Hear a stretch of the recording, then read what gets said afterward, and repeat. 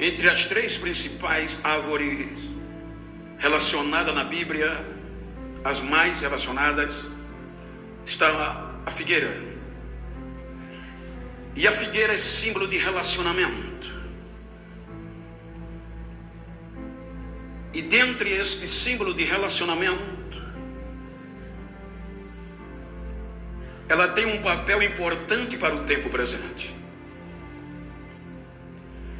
E como eu estou proposto a me reportar ao passado, preciso usar Gênesis capítulo 6, versículo 3, para voltar ao início, quando Deus diz que não contenderá o meu espírito para sempre com o homem.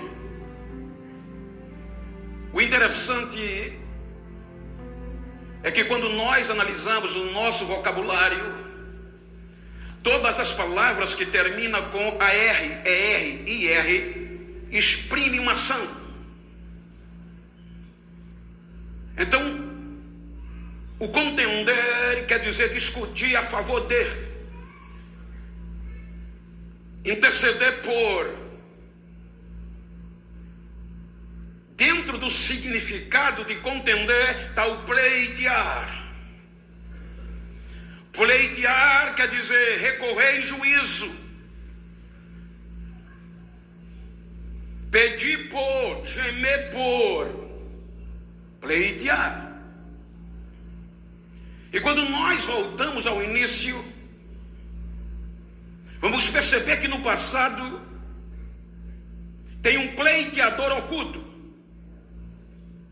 Pastor Reuel, se nós lermos, por favor, quando Paulo escreve a carta aos gentios de Éfeso, capítulo 3, versículo 8 e 9, ele fala sobre esse mistério oculto. Leiamos, por favor. A mim, o mínimo de todos os santos, me foi dada esta graça de anunciar entre os gentios, por meio do evangelho, as riquezas incompreensíveis de Cristo, e demonstrar a todos qual seja a comunhão do mistério que desde os séculos esteve oculto em Deus, que tudo criou por meio de Jesus. Veja que o princípio, o início começa no Gênesis. Por isso que, como a temática dá um tempo presente, eu vou usar o tempo das dispensações. A primeira dispensação é a da inocência, o início, reportando-me ao passado. E neste tempo, porque a colheita final é um período de tempo, então no primeiro tempo, no primeiro ano, na primeira dispensação, que vai do capítulo 1 ao 3, o ápice da criação de Deus, aparece o homem, o ser humano.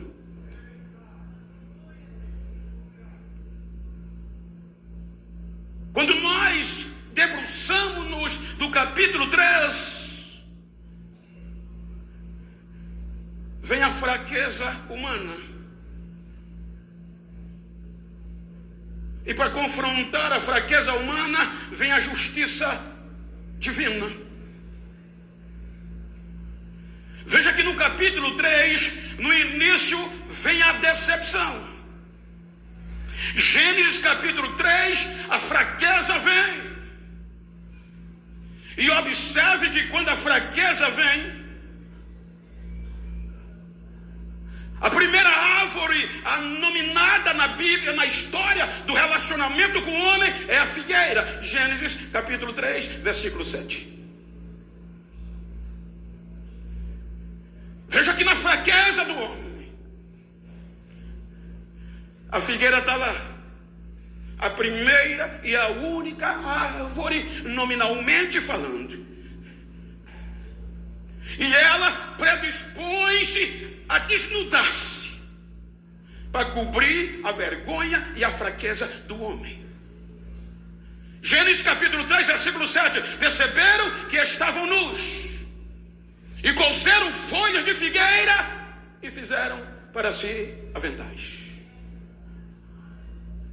A primeira árvore no início, reportando o meu passado, é a figueira. Relacionamento. Ela se doou, ela deixou ser desnudada, tirando as suas folhas para intervir, cobrir a vergonha e a fraqueza do homem.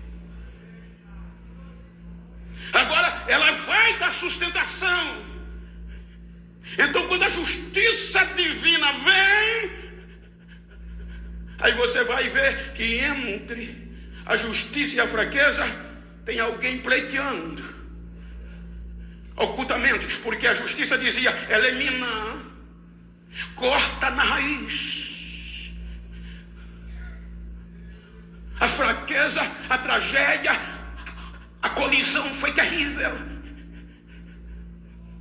Aí você vai entender nas entrelinhas que chega um pleiteador propiciando. A justiça vem com toda a ira. E a palavra propiciação, no contexto bíblico, é aquilo que aplaca a ira. Então, entre a nossa fraqueza e a ira da justiça, tem alguém ocultamente dizendo: desiste dele. Não.